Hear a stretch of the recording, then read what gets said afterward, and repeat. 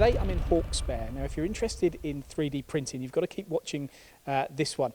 James, you're the founder and owner of this company. I mean, firstly, this is a fairly interesting area we're in here, isn't it? There's a lot of industry around here and what appears to be construction of some description. It is. We've managed to snuck on site a crane site, which is Hawkesbury's crane rentals. So we're around the back. We've built ourselves a nice little unit which does what we need for our 3D printing purposes. Okay, now tell us about the starting of this business just a few years ago. So yeah, I mean the business is only 6 years old, but it's I think really been the last couple of years which has enjoyed some exciting growth with new additions to our 3D printing capability. We bought the HP MJF or multi-jet fusion machines, which produce a lot of parts which are production grade. Now, what are you producing here? I know we're going to have a look round in a minute at the technology that you're producing these parts with, but what industries are you servicing? Sure. So, I mean, it's amazing. We do a lot in the automotive industry, a lot of engineering. You might have seen some marine customers that came by, even though we're not on the coast. So we have a lot of that type of industry come through to us, but also even on the consumer goods and medical companies, we have a lot of interest. And what's the split now between production and prototyping? Because this is something that's been, your journey's been heavily involved in, isn't it? Absolutely, absolutely. So, I mean, I guess I'll do two splits for you, if you don't mind. I say before we had the HP machine, we were doing 70-80% 3D scanning and 20-30% printing, and of that printing would predominantly be prototyping.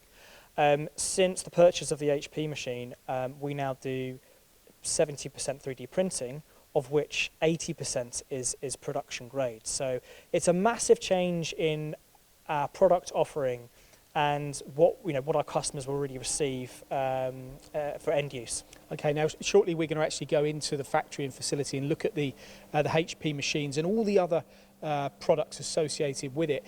But for our audience, James, before we go inside, why did you start this company? Because you didn't come from an engineering base at all, did you? No, so I was in the bank. So I was in the city for 6 years on a money market fund desk, and as fun as it wasn't quite what I wanted to do. It didn't have that, tangible factor of making something. So the fact that I chose a printing company or a manufacturing company is purely because I wanted to make something. Okay, let's get inside and have a look at some of those things you've made. Let's show you.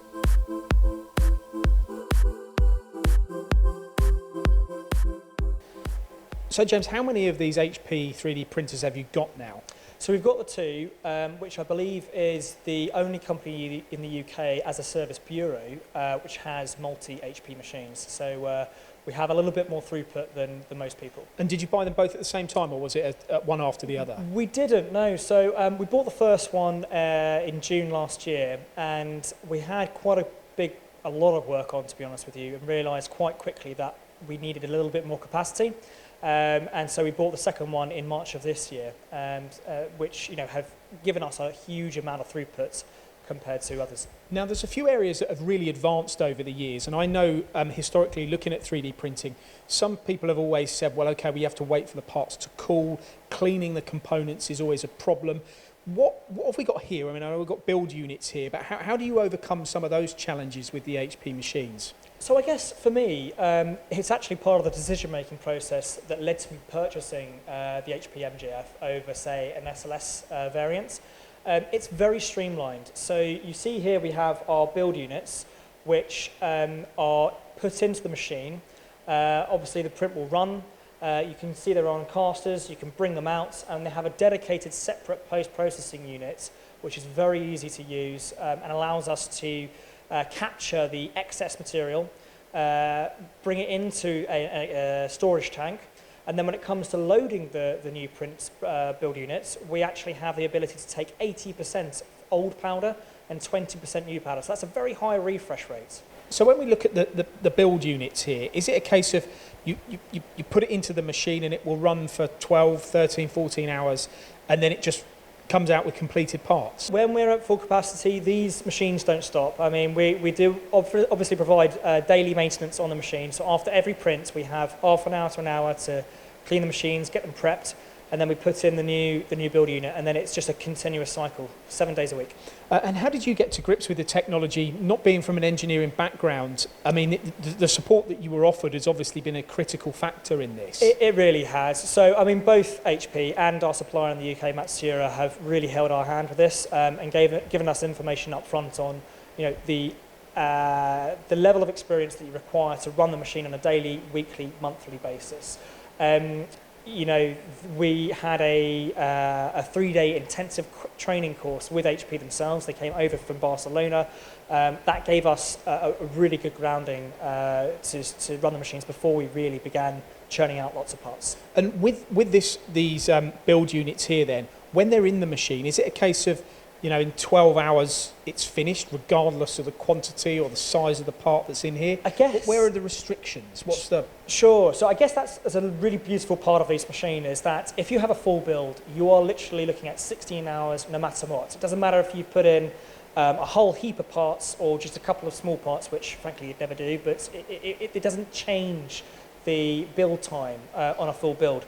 Of course, on smaller builds, you're looking at 3-4 hours, very, very quick turnaround. And that's really because of the print head design compared to SLS. And do you ever get any differences in the finished parts? So let's say in a build unit there's 200 parts. Is part 1 going to be the same as part 200? Or is there any variance at all? So I mean, there will be slight variance. There is absolutely, because it's a heated chamber. There is heat throughout the part. But more often than not, you're looking at 100% replicability of the parts. Okay, so we've printed them, we've taken the build unit out, we've post-processed them and put them into the post-processing unit. Let's go and have a look at the next stage of the process.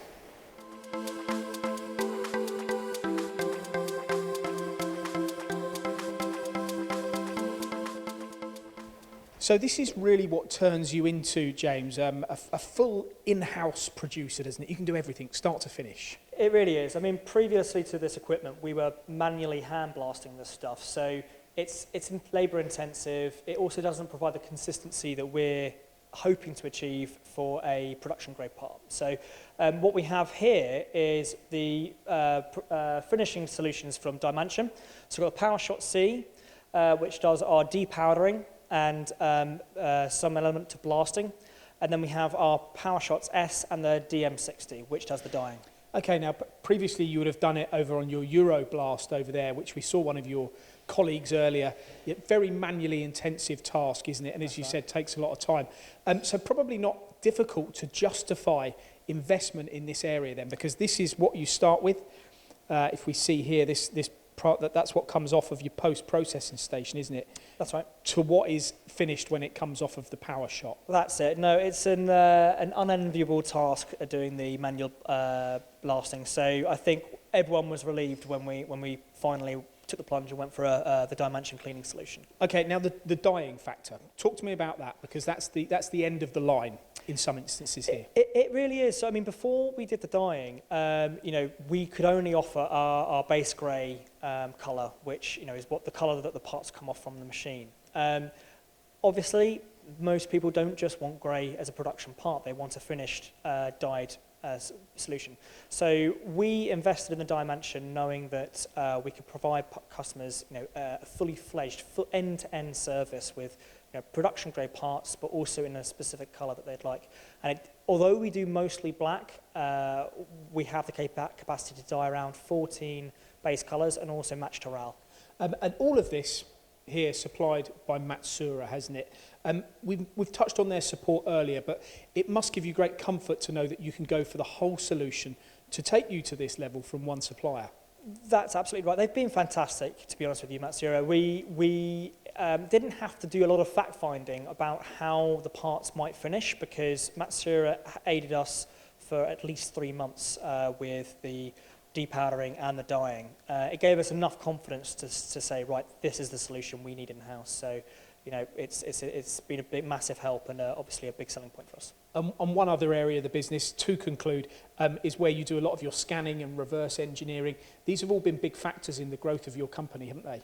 It is, yeah. So, I mean, we didn't do this, well, about a year and a half ago. We were, MJF was not our offering at all.